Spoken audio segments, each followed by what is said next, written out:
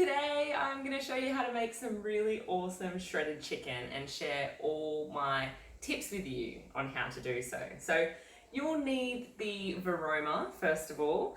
Depending on how much chicken you're using, you might need the Varoma tray, the top one, and the Varoma dish.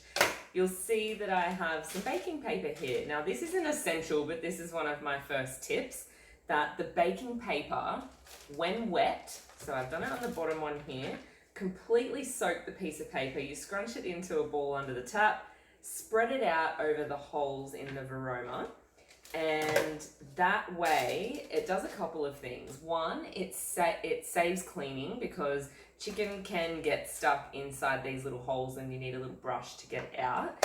And also, if you are cooking for any vegetarians, you can be sure that the chicken juice won't go down into the rice or the vegetables or the soup or whatever else you have below. And then lastly, if you're putting spices and herbs and things on top of the chicken as you steam it, it's not just going to run down into the water and run away. It's actually going to stay on the chicken, which I'm assuming that we want because we're putting it on there. So first of all, wet that piece of baking paper. Now it has to be fully saturated for the steam to be able to pass through properly. Now we take our chicken. I'm using tenderloins today, but you can use whatever type of chicken that you like or have on hand. So spread that out. Just make sure that there's a little bit of room in between them, that they're not completely clogging up the whole thing. Otherwise, they may not steam properly because the steam can't get in and around to cook them well or in all parts evenly.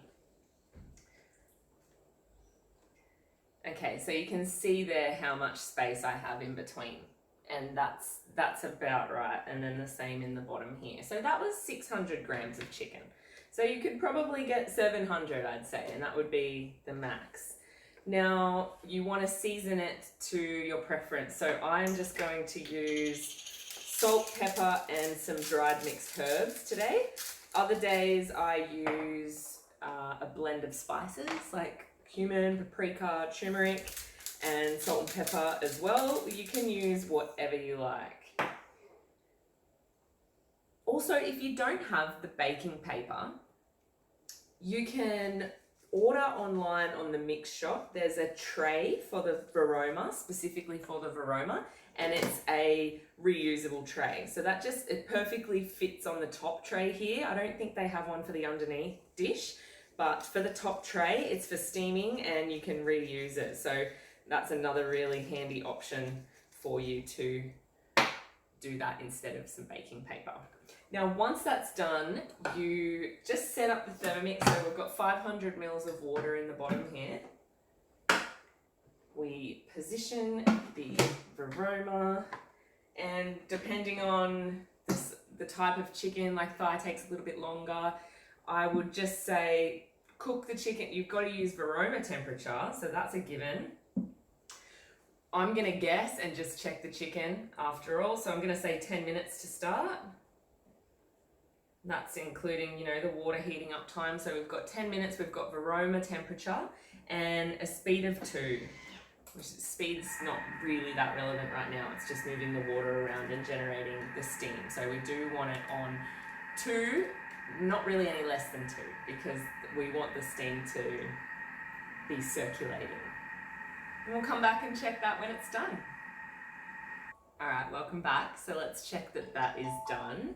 Now, another incoming tip is with this Varoma, it's going to be lots of steam, it's going to be hot. So take lots of care about when you take the lid off and how you take the lid off. So grab each end of the Varoma handle and just lift and let the water drain down. And then that way the steam's going straight up, it's not going to burn you. And then you flip this lid up, so facing up. And from there, we take the side again and we take the whole thing down here. Now, all that leftover dripping water is being caught by the lid like that. So it's not going all over the bench, which is great. It's what we want. Now we take the spatula and find the thickest piece, cut it, and just make sure that the chicken is cooked through on both levels. Now, I did, if you, just in case you have the same amount of chicken as me, I did increase the time by 4 minutes. So it was about 14 minutes all up for this chicken to be cooked through. Chicken tenderloins, about 600 grams, unless I got ripped off, but that's what it said on the packet. So once that's cooked through, so that all is cooked through, what we're going to do now is discard the water. So same thing again, being careful because it's hot and with the steam. So we flip that lid up. Again, another mess saving tip, just to get in the habit of flipping that up, and we pour this out.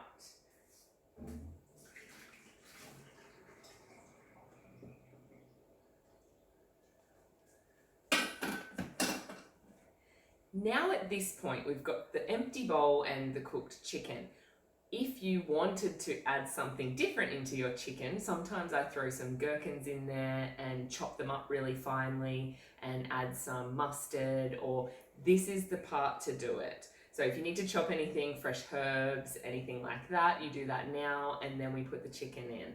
So some examples, like I said before, you can chop up some gherkins, you can add some mustard, you can add some bone broth, mayonnaise, another type of sauce, anything you can think of.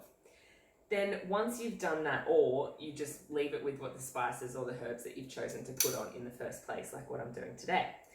So I'm going to put the chicken tenderloins in, and it's okay if they're in kind of pieces, like break them in half as you put them in. So you can see that's really nice. They're falling apart already, so it's not overdone. And I'm actually going to do this in 2 lots. So it does work better, just more evenly and more shredded rather than chopped or minced, if you do it in smaller amounts. So I say up to about 400 grams works really well. And then if you've got more, do it in batches. So I'm going to show that today. I've got about a little bit, about half of it in there. So chicken's in there, lid goes back on, measuring cup on.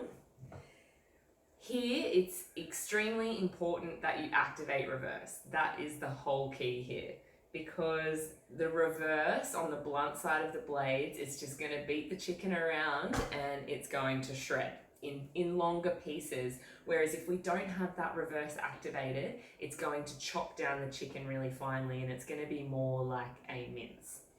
So if we want shredded chicken, this is the way to do it. So tap on the timer and put just 4 seconds to start with. Then we go to the blades and we're going to speed 4, and then we're going to have a look and see if we need to do any more.